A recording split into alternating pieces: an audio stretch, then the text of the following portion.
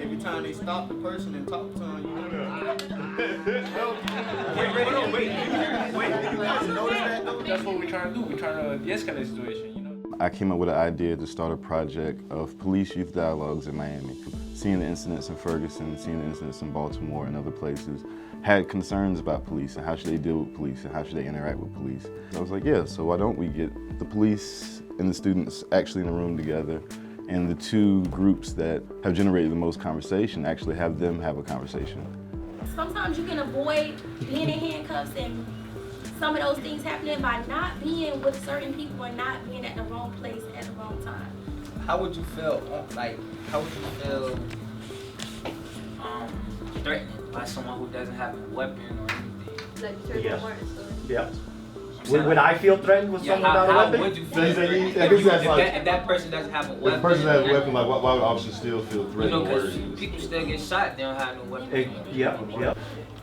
It all depends on the situation. Now, am I gonna shoot you right here, right now, from back here because you're yelling at me? No. Yeah, well, we had a call that there was someone disturbing the neighbor upstairs, so it's, about time to We're not doing anything, we're just playing some ball. Yeah, but it's 12 o'clock at night. So you aren't your parents? Wait, listen, hold up. There we go. Hey, y'all break it up right now. Hey, separate. Hey, what's going What's on? your name? Samaya. Who party is this? Mine. Where are your parents? Go. How old are Do they you, know ma'am? about this? 18. You 18? Let me see your ID. Let me see your ID. It's a very good program as far as seeing the youth get to see exactly why the police react the way they do, and the police get to, interact with the youth and figure out exactly how to better relationships with the community. No. Non-verbal. Verbal and non-verbal communication, right? Okay. So the city of Miami approached us about doing these types of communication and de-escalation training for their officers because Miami is a multicultural city and they wanted to be proactive. The program itself is an 8-hour training and it is designed for new recruits as well as senior veterans.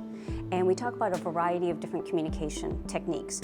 We start off by talking about what is biases, your implicit and your explicit biases, and how those form the way you communicate with others. And that child does not look you in the eye. What do we tend to say to that child? Look at me when I'm speaking to you, right? But in some cultures, they show respect how? Why not looking at By avoiding eye contact, and they're showing you the utmost respect that way. So you need to be aware of all these cultural differences that exist. Now we could sit here and go over all of these great theoretical concepts about what conflict is, but conflict is something we kind of experience and feel. People who may never even had an encounter with law enforcement, on their first encounter are already anticipating a negative reaction. Police work is not all about being a brute physical individual. You need to be able to verbally de-escalate any type of situation, and with these courses, it assists you with doing so. So that's why it's so important with that de-escalation component that police officers are mindful of their verbal and nonverbal reactions.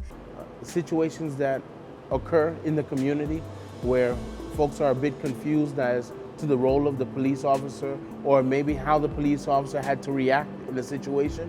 And using the de-escalation skills, it helps me to be able to better explain our position and try to see if we can find a common ground.